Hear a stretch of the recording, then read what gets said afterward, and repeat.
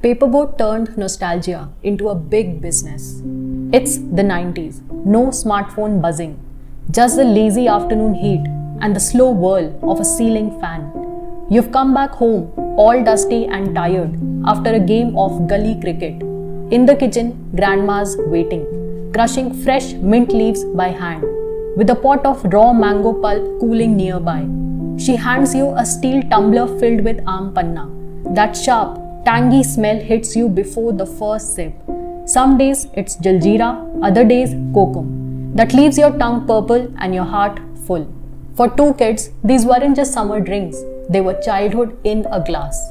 Years later, those two same kids took those smells, those smiles, those memories and sealed them into a pouch, which they called Paperboat.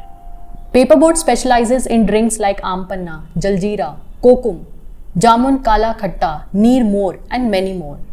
The question is, what makes Paperboat stand out in a market that's dominated by Coca-Cola and Pepsi?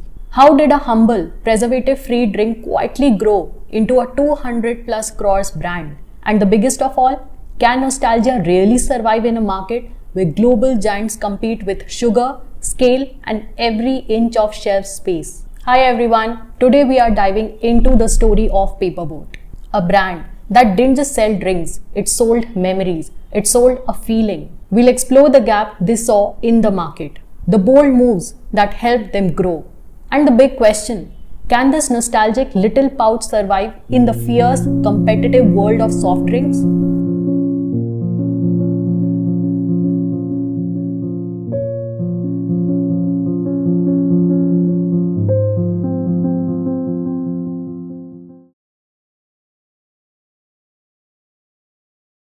Let's rewind to 2010. Walk into any store and the drink shelves all looked the same. Fizzy colas, sugary mango drinks and bright colored juices. But if you were craving something for like aam panna, jaljeera, kokum, you either have to make it on your own or just forget about it. For Neeraj Kakkar, who had spent 7 years at Coca-Cola India, this wasn't just a small market gap.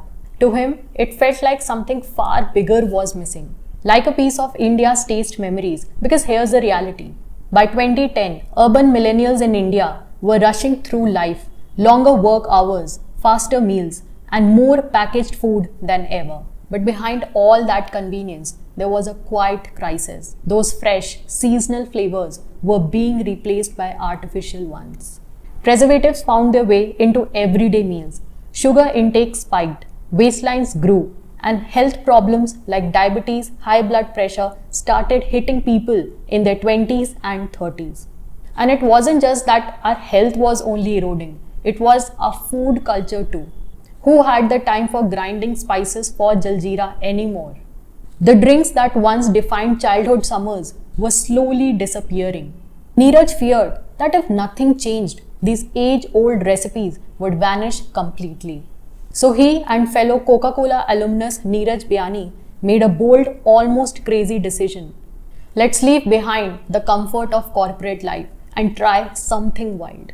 What if they could take grandma's drinks and seal them in pouches and sell them? And just like that, Paperboat was born.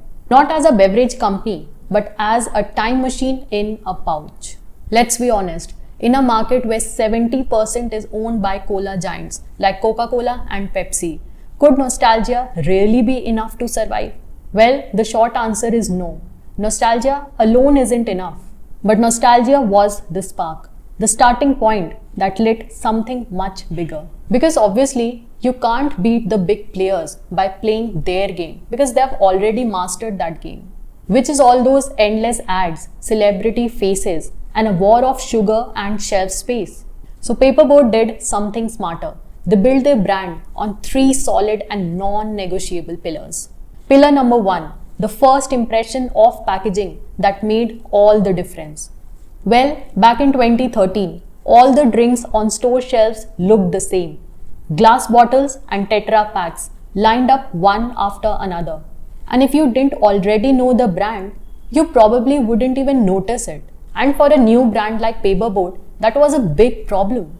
They couldn't afford to get unnoticed. They had to stand out. So they tried something different. Instead of using bright colors or loud designs, they went soft and simple.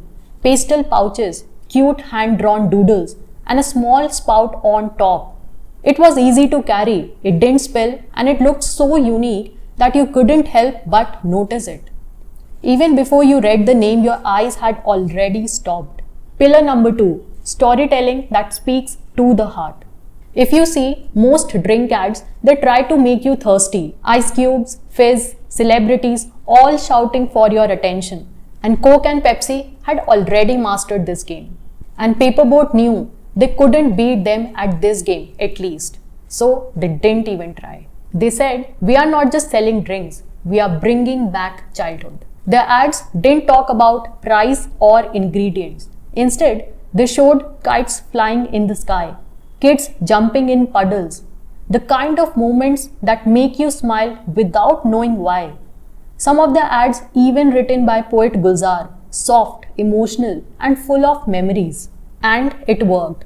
But you know why? Because it wasn't just smart marketing, it was psychology. One sip wasn't just a drink, it was a shortcut back to summer holidays, school days, and grandma's kitchen. Pillar number 3, they followed beachhead distribution strategy. Now here's the big challenge. See, Coke and Pepsi, they had been around for decades. They had tons of trucks, millions of shops, and strong ties with shopkeepers. But for a small brand like Paperboat, trying to do exactly the same thing would have been a huge mistake. So instead of going big, they went smart. They didn't try to fight for space at every roadside stall. They started showing up where it mattered the most. At airport kiosks, on Indigo flights, at 5-star hotel brunches, fancy cafes, and modern supermarkets. And if you look closely, there's a pattern over here. All these places, they make things feel premium and rare. If your first time seeing Paperboat is on a flight or at a hotel brunch, your brain already thinks this must be special. And because it wasn't everywhere, it felt even more unique. This clever move made Paperboat feel like a high-quality brand before it became widely available. Now let's look at the numbers. They almost started from scratch in 2013. By 2017, their revenue had grown to 69 crores. Then came a big jump. In just 1 year, they grew 71% to 118 crores in 2018. The growth didn't stop there.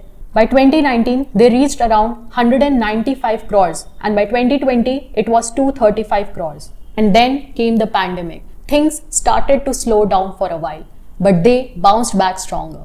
In 2023, they crossed 500 crores, and in 2024, they hit 585 crores. That's 8 times growth in just 7 years. Pretty impressive. Now here's something interesting.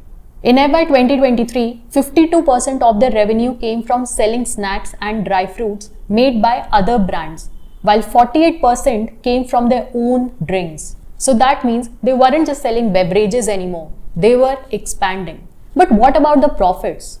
That part has been tough. In 2017, they lost 78 crores. In 2018, they cut it down to 44 crores. But then in 2020, COVID hit. They had to write off 35 crores worth of stock.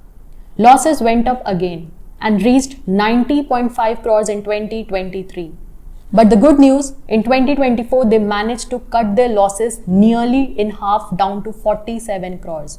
Some months even showed positive earnings. Their goal now is to become profitable by 2025 or 2026.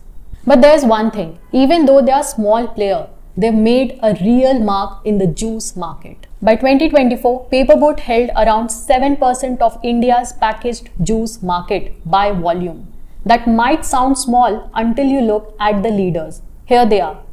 Dabur's Real has around 60% share. Pepsi's Tropicana holds 18% market share. And Coca-Cola's Minute Maid has 10%.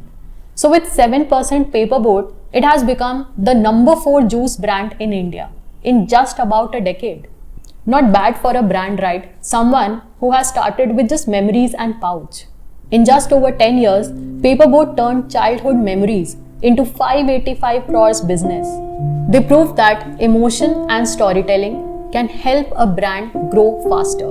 But now for long-term success, they'll need to turn that emotional connection into real and steady profits. And that is it for today. Thanks for watching, and remember, every story has lessons waiting to be discovered. See you in the next video. Subscribe so you don't miss out. Bye bye.